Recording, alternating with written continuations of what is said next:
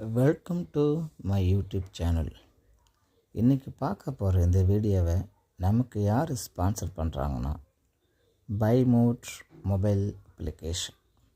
இது ஒரு ஆன்லைன் அப்ளிகேஷனுங்க. வீட்டுக்கு தேவையான எல்லா விதமான பொருட்களையும் தரமாகவும் மலிவாகவும் உடனுக்குடன் வாங்கிக்கலாங்க.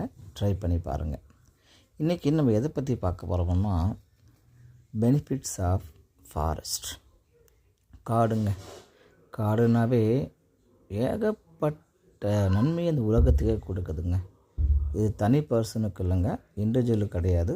உலகத்தில் இருக்க எல்லாத்துக்குமே காடு ஒரு முக்கியமானது. ஏன்னா காடுகள் பல வகைப்படும். நீங்கள் படிச்சிருப்பீங்க. ஊசி இலை காடுகள், இலையுதிர் காடுகள், கலப்பு காடுகள், வெப்பமண்டல காடுகள், மலைக்காடுகள்னு பல விதமும் பிரிக்கலாம்.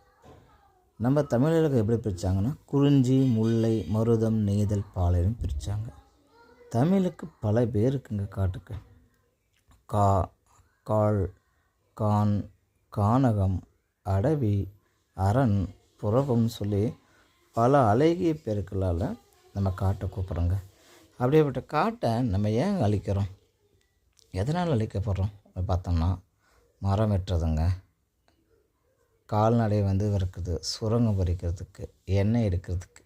இப்படி காட்டு நம்ம என்ன பண்ணிக்கணும், இனிமேலாவது வரக்கூடிய மக்கள் காட்டை எப்படி பராமரிக்கணும், எப்படி பார்த்துக்கணும் தாங்க பார்க்க போகிறேன். ஏன்னா இது ஒரு உயிர்கோளம்னு சொல்லுவாங்க.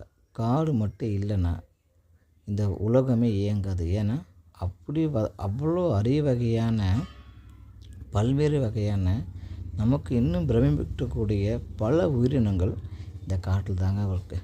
ஏன்னா காட்டில் இல்லாத விலங்கே கிடையாதுங்க.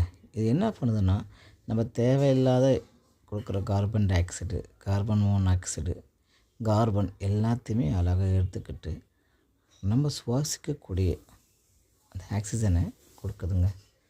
காற்றுல இருக்கக்கூடிய வளிமண்டலத்தில் இருக்கக்கூடிய எல்லா விதமான கேஸஸையும் என்ன பண்ணுதுன்னா ஒரு நடு நிலைமையை வச்சுருக்குதுங்க.